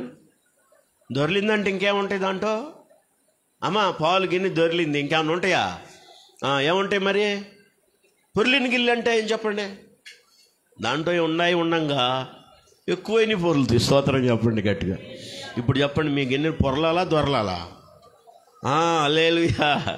పొరలాలంటే నీకు ఆయన కాపరిగా ఉండాలి, ఆయన కాపుదల్లో నువ్వు ఉండాలి. ఇక్కడ చెప్తున్నాడు, యెహోవా తన భక్తులను కాపాడుతాడు. ఈ కీర్తనలో కూడా, సమూయేలు గ్రంథం 2వ అధ్యాయంలో కూడా హన్న కూడా చెప్తుంది, తన భక్తుల పాదములైన తొట్టిల్లనీయుడు, ఆయన వారిని కాపాడును. కాపాడేవాడు కాపరి అనండి, కాపాడేవాడు కాపరి. ఆయన ఎలాంటి కాపరో తెలుసా? యోహాను సువార్త 10వ అధ్యాయం యేసు ఎలాంటి వాడంటే మంచి నేను గొర్రెలకు మంచి కాపురనని చెప్పాడు. అందరూ ఆమేనండి. ఎంత మంచి కాపరి అంటే గొర్రెల కొరకు ప్రాణం పెట్టే అంత మంచి కాపరి మన దేవుడు. ఆమేన్, హల్లెలూయా. యోహాను సువార్త 10వ అధ్యాయం 11వ వచనం, నేను గొర్రెలకు అనండి మంచి కాపరిని. మంచి కాపరి గొర్రెల కొరకు తన ప్రాణం పెడతా అనండి. గొర్రెల కొరకు తన ప్రాణాన్ని, మంచి కాపరి పని ఏంటంటే గొర్రెల కొరకు తన ప్రాణాన్ని పెట్టడు. యేసు ప్రభు వారు మనం గొర్రెలమైన మనల్ని రక్షించడం కోసం తన ప్రాణాన్ని కలువరి శిలువలో దారపోసాడు. మనకు ఆయన కాపరిగా ఉండి ఆయన విలువ పెట్టి మనల్ని కొన్నాడు ప్రియులారా. అందుకే మనం ప్రభువుని స్తుతించాలి. ఆయన కేవలం పోషకుడే కాదు, నిన్ను కాపాడటానికి ఆయన కాపరిగా ఉన్నాడు. నీకు ఉపకారాలు చేయడానికి ఆయన ఔదార్యాన్ని చూపిస్తున్నాడు. ఆయన ఎన్ని రకాలుగా దేవుని కార్యాలు మనం అనుభవిస్తున్నామో తెలుసా? వాటన్నిటిని బట్టి దేవుని సన్నిధిలో ఆరాధించకుండా ఎలా ఉండగలం? వారంలో దేవుని సన్నిధికి వచ్చామంటే వీటన్నిటిని తలంచకుండా ఎలా ఉండగలం? అందుకే బైబిల్ చదివేటప్పుడు ప్రతి వచనాన్ని జాగ్రత్తగా చూడండి అని చెప్తున్నాను. యెహోవా నా కాపరి, నాకు అసలు ఏమే కలగదు, నాకు ఊపిరే లేదని అటు చదవద్దు అనండి. యెహోవా నా కాపరి, ఒక ఆయన చదువు, నాకు ఊపిరే లేదన్నాడు. యెహోవా నా కాపరి, నాకు ఊపిరే లేదన్నాడు. కాదు, యెహోవా నా కాపరి, నాకు లేమి కలగదు. దేవుని పిల్లలకి లేమి ఉండదు. సింహపు పిల్లలు. యేసన్న గారు అయితే ఇంకొక రకంగా పాడాడు, వాటికైనా కొదవ వస్తుంది కానీ ఆయన పిల్లలకి ఏ మేలు కొదవ. చప్పట్లు కొట్టి అందరూ స్తోత్రం చెప్పండి. ఆయన మనకు పోషకుడుగా ఉన్నాడు, ఆయన మనకు కాపరిగా ఉన్నాడు. ఎబ్రిల్కి రాసిన పత్రిక 13వ అధ్యాయం 20వ వచనంలో ఆయన గొప్ప కాపరిగా ఉన్నాడు. పేతురు మొదటి పత్రిక 5వ అధ్యాయం 4వ వచనంలో ఆయన ప్రధాన కాపరిగా ఉన్నాడు. పేతురు మొదటి పత్రిక 2వ అధ్యాయం 25వ వచనంలో ఆయన ఆత్మల కాపరిగా ఉన్నాడు, ఆత్మలను కాచే కాపరిగా ఉన్నాడు. పేతురు పత్రిక మొదటి పత్రిక 2వ అధ్యాయం 25వ వచనం. పేతురు పత్రిక 5వ అధ్యాయం 4వ వచనం. మొదటి పత్రిక 5వ అధ్యాయం 4వ వచనం. గో దారి తప్పిపోతురి కానీ ఇప్పుడు మీ ఆత్మల కాపరియు అధ్యక్షుడునైనా ఆయన వైపునకు మళ్ళీ ఉన్నారు. స్తోత్రం చెప్పండి. ఆయన ఆత్మల కాపరి, ఆయన ఆత్మలను కాచేవాడు, నీ ఆత్మను కాచేవాడు. ఆయన ప్రధాన కాపరి. 5వ అధ్యాయంలో 4వ వచనం. ప్రధాన కాపరి ప్రత్యక్షం కాబోతున్నాడు రేపో మాపో. ప్రాణం పెట్టిన కాపరి, మంచి కాపరి. ఆయన ప్రాణం పెట్టి ఆయన ప్రాణాన్ని త్యాగం చేసి రేపు ప్రధాన కాపరిగా ప్రత్యక్షం కాబోతున్నాడు ఆయన. హల్లెలూయా. ఆయన ఎదుర్కోవడానికి సిద్ధపడాల్సిన దినాల్లో మనం ఉన్నాం. ఆయన కలుసుకోవడానికి సిద్ధపడాల్సిన దినాల్లో ఉన్నాం. ఈ వచనాలన్నీ ధ్యానం చేస్తున్నప్పుడు ఆయన స్తుతించకుండా ఎలా ఉండగలం, ఎలా బ్రతకగలం? ఇంకా ఏం చెప్పాడో తెలుసండి? కీర్తన గ్రంథంలో జాగ్రత్తగా మీరు గమనించాలి. శ్రేష్టమైన మాటలు అనేకం ఉన్నాయి. 18వ వచనంలో చూడండి దయచేసి. 18వ వచనంలో తనకు మొరపెట్టు వారందరికీ నిజముగా మొరపెట్టు వారందరికీ యెహోవా సమీపం. గడిచిన వారం కిందట అనుకుంటాను మన దేవుడు 4వ అధ్యాయం ఫిలిప్పీ పత్రిక 4వ వచనంలో ప్రభు సమీపంగా ఉన్నాడు అనండి. ప్రభు విజ్ఞాపన దినంలో కూడా చెప్పాను, ఎంత సమీపంగా ఉంటాడంటే నీ స్వరం వినే అంత సమీపంగా ఉంటాడు, నీ ప్రార్థన ఆలకించే అంత సమీపంగా ఉంటాడు, నీ ప్రార్థన ఆయన చెవుల్లో వినపడే అంత దగ్గరగా ఉంటాడు ఆయన. అక్కడ రాయబడి తనకు నిజముగా మొరపెట్టు వారందరికీ యెహోవా. చెప్పండి, ప్రార్థన చేసే వాళ్ళకి దేవుడు ఎలా ఉంటాడు? దేవుడు నాకు సమీపంగా ఉన్నాడు అన్నవాళ్ళు స్తోత్రం చెప్పండి. దిగులు పడొద్దు, భయపడొద్దు, విచారపడొద్దు, కలత చెందొద్దు. దేవుడు ఎప్పుడు నీకు సమీపంగా ఉంటాడు. అమ్మా, బయట వాళ్ళు గుర్తుపెట్టుకోండి, దేవుడు సమీపంగా ఉండే దేవుడు. నువ్వు పిలిస్తే పలుకుతాడు ఆయన, నువ్వు మాట్లాడితే మాట్లాడతాడు ఆయన, నువ్వు మొరపెడితే జవాబిస్తాడు ఆయన. ఆయన సమీపంగా ఉన్నాడు తనకు మొరపెట్టే వారికి. వాక్యాన్ని మీరు గమనించారా? 19వ వచనంలో ఆయన రక్షించే రక్షకుడుగా ఉన్నాడు. తన యందు భయభక్తులు గల వారి కోరిక ఆయన నెరవేర్చును, వారి మొర ఆలకించి వారిని రక్షించును. రక్షించే దేవుడు మన దేవుడు. చెప్పండి, రక్షించే దేవుడు అని చెప్పండి.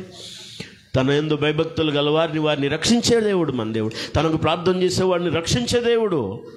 యావేలు గ్రంథం 2వ అధ్యాయం చివరి వచనం ప్రకారం తనకు ప్రార్థన చేసే వాళ్ళని రక్షిస్తాడు, తన యందు భయభక్తులు గల వారిని రక్షిస్తాడు, తనకు మొరపెట్టే వాళ్ళని రక్షిస్తాడు. 22వ కీర్తనలో 4వ వచనంలో రాయబడిన మాటలు చూడండి ఒకసారి. తన ప్రజలు తన యందు నమ్మిక ఉంచి వారు మొరపెట్టగా వారిని రక్షించినట్టుగా రాయబడింది. 4వ వచనం 22 వచనం. మా పితరులు నీ యందు నమ్మిక ఉంచిరి, వారు నీ యందు నమ్మిక ఉంచుగా నీవు వారిని రక్షించితివి. చెప్పండి కూడా అందరూ స్తోత్రం చెప్పండి. రక్షించే దేవుడు, రక్షకుడు ఆయన నీకు రక్షకుడు. ఆయన రక్షణలో నువ్వు భద్రంగా ఉంటావు. 22:4 వచనం. మా పితరులు నీ యందు నమ్మిక ఉంచిరి, వారు నీ యందు నమ్మిక ఉంచగా నువ్వు వారిని రక్షించితివి. రక్షించే దేవుడు. 145వ కీర్తనలో అద్భుతమైన మాట 19వ వచనం. తన యందు భయభక్తులు గల వారి కోరిక ఆయన నెరవేర్చును, వారి మొర ఆలకించి వారి 20వ వచనం ఆల్రెడీ మనం ధ్యానం చేసాం. తన్ను ప్రేమించి వారు అందరినీ ఆయన కాపాడువాడు. ఆయన కాపరిగా చూస్తున్నాం మనం. ఇక్కడ మీకు నేను జ్ఞాపకం చేయాలి, కానీ సమయం అయిపోయింది. ఆపేద్దామన్న వాడు స్తోత్రం చెప్పండి. దేవుడు మిమ్మల్ని దీవించను గాక. కాస్త నవ్వండి. అప్పుడు నాకు నిజంగానే చెప్పారా అనిపిస్తుంది. అది బెగదీసుకొని కూర్చుంటే డౌట్ అనమాట కదా. స్తోత్రం చెప్పండి. మరి 5 నిమిషాలు ఇందామా? హలో, ఉప్మా ఏం చల్లారదు నాకు తెలిసి. ఏం కంగారు అవ్వద్దు, మీరు వచ్చింది లేటుగా. 2 వచనాలు చెప్పుకుందామా? 2 వచనాలు. మరి 2 వచనాలు అంటే 2 5లు 10 అవ్వచ్చు అంతే. అంటే 10 కాదు, 2 నిమిషాలు అని అర్థం. లేదంటే ఒక 5 నిమిషాల్లో ముగించవచ్చు కూడా. ఆమె అని చెప్పండి ఒకసారి, జ్ఞాపకం చేస్తాను. ఇందులో మనం ఏం గమనించాలంటే 11వ వచనం, 12వ వచనం, 13వ వచనంలో దేవుని రాజ్యాన్ని మనం చూస్తున్నాం. ఆయన రాజు అనండి. ఆయన చెప్పండి, దేవుడు ఎవరై ఉన్నాడు? రాజు. మనం రాజు పిల్లలు అని చెప్పండి, రాజకుమారులు అని చెప్పండి, రాజకుమారులు అని చెప్పండి, రాజకుమార్తెలు అని చెప్పండి. నేను రాజకుమార్తెను అనండమ్మా, మొహం చూడు ఎట్టుందో. మీరేమనుకుంటున్నారు? మీరు ఎవరు అనుకుంటున్నారు? మీరు రాజకుమారులు. ఎలా రాజకుమారులమయ్యాం? ఎలా చెప్పాను? పత్రిక భాగంలో చూడండి, పేతురు పత్రికలో మొదటి పత్రిక 2వ అధ్యాయం 9వ వచనంలో ఏం రాయబడింది? త్వరగా పేతురు రాసిన మొదటి పత్రిక 2వ అధ్యాయం 9వ వచనం. అయితే మీరు చీకటిలో నుండి ఆశ్చర్యకరమైన తన వెలుగులోనికి మిమ్మల్ని పిలిచిన వాని గుణాతిశయములను ప్రచురము చేయు నిమిత్తం, ఇదిగో చూడండి, ఏర్పరచబడిన వంశమును, రాజులైన యాజక సమూహం. చెప్పండి, కూడా స్తోత్రం చెప్పు. ఏమై ఉన్నావు నువ్వు? ఏర్పరచబడిన వంశము, రాజులైన యాజక సమూహం. మనం రాజులం. దేవుడు నిన్ను రాజుగా చేశాడు. నువ్వేమో ముఖమంతలావును పెట్టుకొని ఎడుతున్నావు. ఎప్పుడు నాకంటే దరిద్రం పట్టిన వాళ్ళు ఎవరు లేరు అన్నట్టుగా ఎప్పుడు విచారం వ్యక్తం చేస్తున్నావు. నీరుకొండ నెత్తి మీద ఉంటే ఎలా ఉంటుంది? ఆయనకు అర్థం ఉంటాయి ఆ కళ్ళలో నీళ్ళన్నీ ఎప్పుడు కూడా. అలాంటి వాళ్ళు మన సంఘంలో లేనందుకు స్తోత్రం చెప్పండి. దరిద్రం అంతా నా నెత్తి మీదే ఉన్నట్టు ఏడుస్తూ ఉంటారు కొంతమంది. నువ్వు గుర్తుపెట్టుకోవాలి, నువ్వు రాజకుమార్తెవి, రాజకుమారుడివి. వాక్యం చెప్తుంది, దేవుని చేత ఏర్పరచబడిన వంశం మనం, రాజులైన యాజక సమూహం. చెప్పు, ఎవరు మనం? రాజులైన యాజక సమూహం. ఇక్కడ ఏమంటున్నాడు తెలుసా? ఆయనకు ఒక రాజ్యం ఉంది, ఆయన రాజు. చెప్పండి, ఆయన రాజు. చెప్పండి, ఆయన రాజేనా? ఒకసారి పిల్లాతో అడిగాడు, రాజువా అన్నాడు. ఏమన్నాడు? రాజువా అన్నాడు. అన్నాడమ్మా, ఏమన్నాడు? ప్రభు ఏమన్నాడు? నేను రాజును నేనా అన్నాడా? నువ్వు అన్నట్టేనా? నేను రాజునా అన్నాడు. హల్లెలూయా. మన దేవుడు ఎవరు అనుకున్నారు?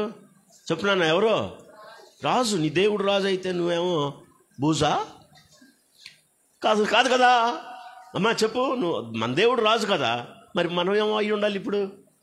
ఆయన తండ్రి అయితే మనం కుమారులం కదా, ఆయన రాజు అయితే మనం ఏమవుతాం మరి? హల్లెలూయా. అదే చెప్తున్నాడు, మీరు రాజులైన యాజక సమూహం, పరిశుద్ధ జనం, ఆయన సొత్తైన ప్రజలు. చప్పట్లు కూడా అందరూ స్తోత్రం చెప్పండి. మీ దేవుడు రాజు, ప్రభువు. దయచేసి వాక్య భాగం చూడండి. వాక్య భాగం చదవడానికి మీరు ఇష్టపడండి. త్వరగా వాక్యాన్ని చదవడానికి చూడాలని నేను మీకు ఆహ్వానం. మత్తయి సువార్త 27వ అధ్యాయం 11వ వచనం. మత్తయి సువార్త 27:11 వచనం. యోహాను సువార్త 18:36 వచనం. అదొకళ్ళు ఇదొకళ్ళు చదవండి. మత్తయి సువార్త 27:11 వచనం. యేసు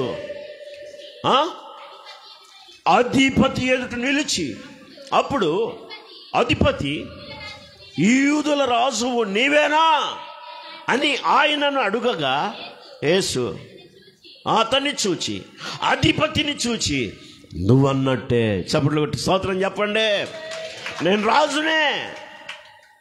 ఈ దేవుడు ఏమై ఉన్నాడు మీరు చెప్పండి. ఇప్పుడు ఆయన ఏం చెప్తున్నాడు?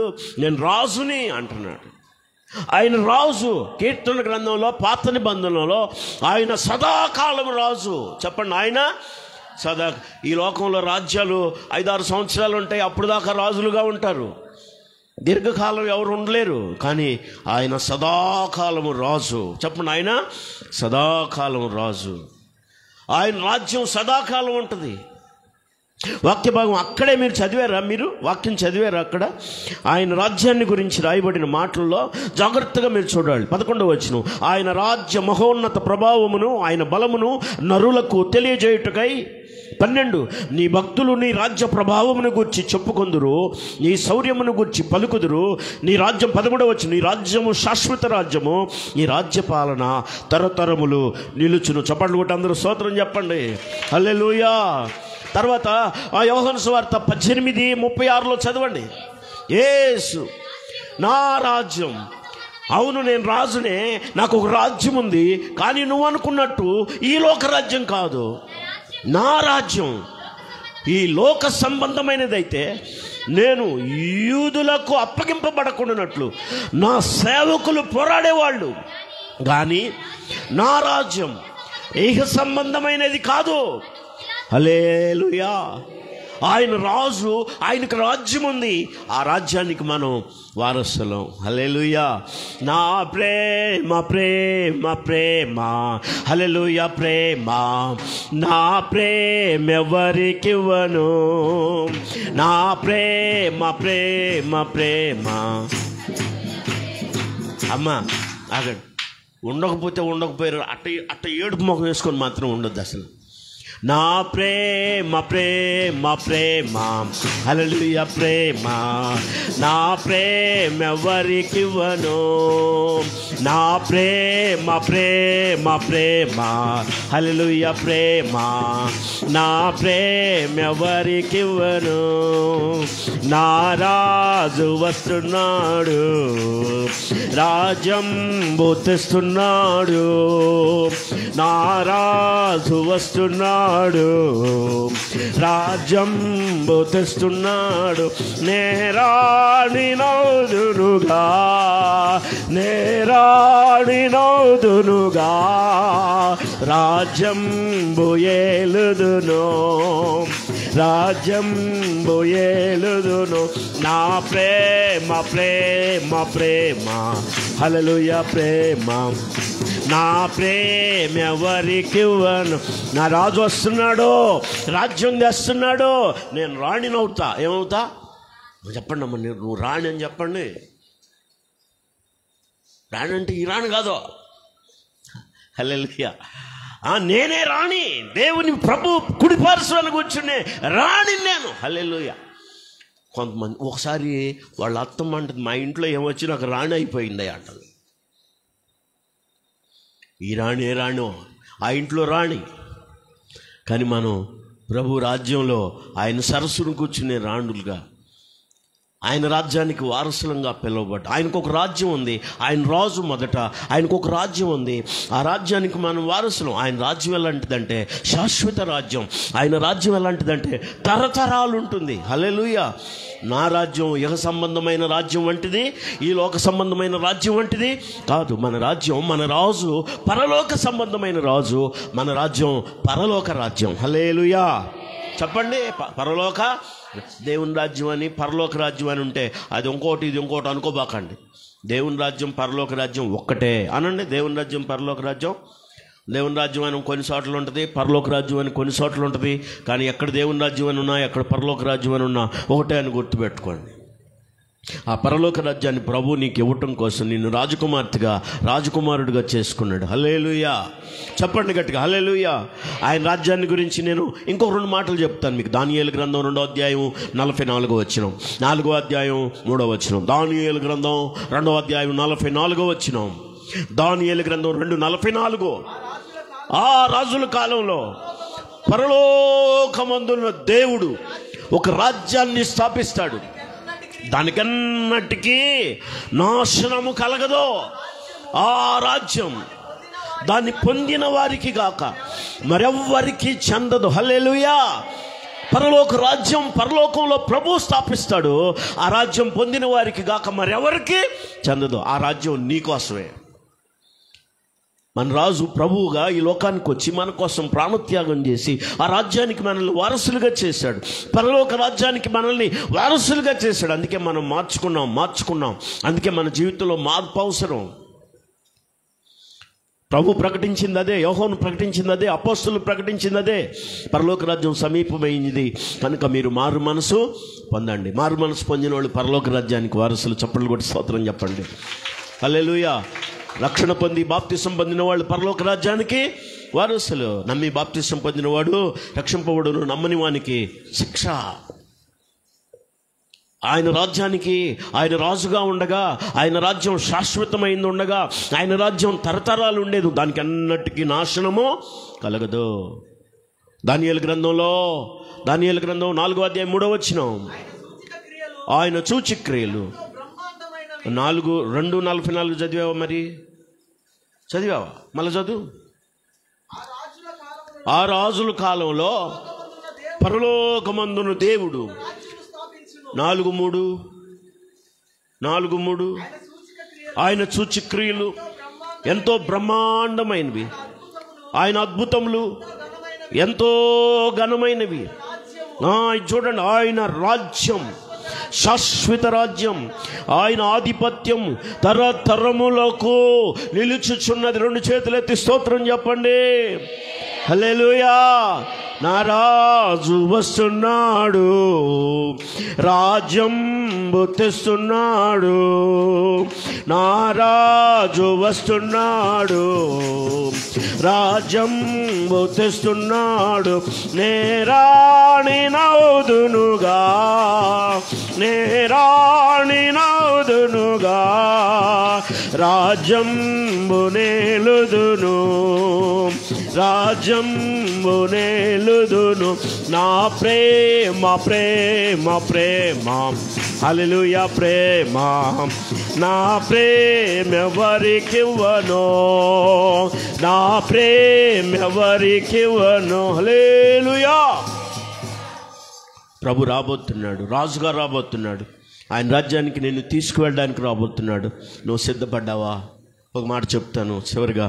దీంట్లో ఎక్కడ కనబడకుండా ఒక వచనంలో ఒక మాట చెప్పాడు. 145వ వచనంలో, మీరు 45వ అధ్యాయంలో జాగ్రత్తగా మనం గమనిస్తే ప్రియులారా, 20వ వచనంలో, యెహోవా తన్ను ప్రేమించు వారందరినీ కాపాడును, అయితే భక్తిహీనులందరినీ ఆయన ఈ మాట గుర్తుపెట్టుకోండి. భక్తిహీనంగా జీవించేవారు ఒకరోజు ఏం చూడబోతున్నారంటే నాశనాన్ని చూడబోతున్నారు. కనుక అందుకే మన జీవితాన్ని సరిగా మలుచుకోవడం, సరిగా దిద్దుకోవడం మనకు అవసరం. దేవుని యందు భయభక్తులు కలిగి ఆయన కట్టడలను అనుసరించి ఆయన ఎదుట యథార్థంగా బ్రతకడం మనకు అవసరం. లేకపోతే ఒకరోజు రాబోతుంది, ఆ రోజున ఆయన భక్తిహీనులందరినీ ఏం చేయబోతున్నాడు అంటే నాశనానికి అప్పగించబోతున్నాడు.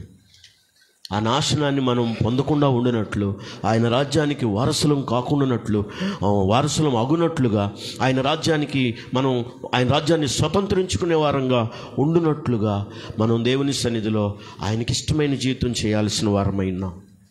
ఆయన కోరుకునే విధంగా బ్రతకాల్సిన వారమై ఉన్నాం. ప్రభు రాబోతున్నాడు. ఎందుకంటే నీకు ఆయన పోషకుడుగా ఉన్నాడు, నిన్ను ఆయన కాపరిగా ఉన్నాడు, నిన్ను ఆయన రక్షించేవాడుగా ఉన్నాడు, ఆయన నీకు ప్రార్థన ఆలకించడానికి సమీపంగా ఉన్నాడు, నిన్ను పడిపోయినప్పుడు లేవనెత్తేవాడుగా ఉన్నాడు, కృంగిపోయినప్పుడు ఉద్ధరించేవాడుగా ఉన్నాడు. నువ్వు మొరపెడితే ఆలకించడానికి ఆయన సమీపంగా ఉన్నాడు. నీ చేసిన దేవుని ఎదుట భయం లేకుండా, భక్తి లేకుండా, యథార్థత లేకుండా, ఆయన కట్టడలతో సంబంధం లేకుండా బ్రతుకుతుంటే ఒకరోజు నీకు నాశనం తప్పదు. ఈ వార్నింగ్ను కూడా గుర్తుపెట్టుకోండి. వాక్యం చదవండి.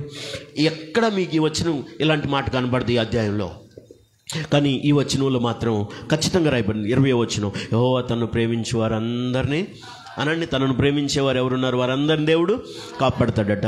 కానీ అయితే అది చూడండి, అయితే అన్నాడు, అయితే భక్తిహీనులందరినీ ఆయన అయ్యో వారి నాశనానికి అప్పగించబడతారు. కనుక భక్తిహీనమైన జీవితం దేవుని పిల్లల్లో ఉండకపోవునుగాక. దాన్ని మనం విసర్జించి విడిచిపెట్టుదుముగాక. దేవుని కొరకై వైరాగ్యంతో బ్రతకడానికి ఓ ప్రతిష్ట మనందరిలో వచ్చునుగాక.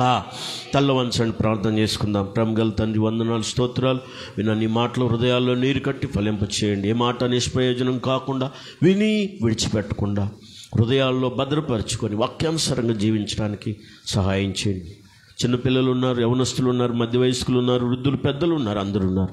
అందరినీ ఆశీర్వదించండి. ఈ వాక్యం వారిలో పనిచేయడానికి సహాయం చేయండి. ఆత్మ సంబంధమైన దీవెనలు, ఆర్థిక సంబంధమైన ఆశీర్వాదాలు, ఆత్మ సంబంధమైన ఆశీర్వాదాలు బిడ్డలకు దయచేయండి. పర సంబంధమైన ఆశీర్వాదాలు బిడ్డలకు దయచేయండి. అయ్యా, వాక్యానుసారమైన జీవితాలు బిడ్డలకు దయచేయండి. వాక్యమందు మీ కృపలో వరదలడానికి సహాయం చేయండి. ఈ మాటలు ఈ ప్రభా ఈ ఫేస్బుక్ ద్వారా ఎంతమంది వింటున్నారో వారందరి జీవితాల్లో కార్యం జరిగించండి. మీరు ఎప్పుడు ప్రత్యక్షమైన మీ రాజ్యానికి సిద్ధపడి ఆయుత్తపడిన వారుగా ఉండడానికి సహాయం చేయండి. మీ రాజ్యం శాశ్వతమైంది, మీ రాజ్యం తరతరాలు ఉంటుంది, దానికి అన్నిటికీ నాశనం కలగదు. అలాంటి పరలోకంలో మేము ప్రవేశించదమన్న స్థిర నిశ్చయతతో జీవించడానికి మాకందరికీ కృప దయచేయమని నజరేయుడైన యేసు ప్రశస్త నామములో ప్రార్థించి పొంది ఉన్నాం పరమ తండ్రి. ఆమేన్. హల్లెలూయా.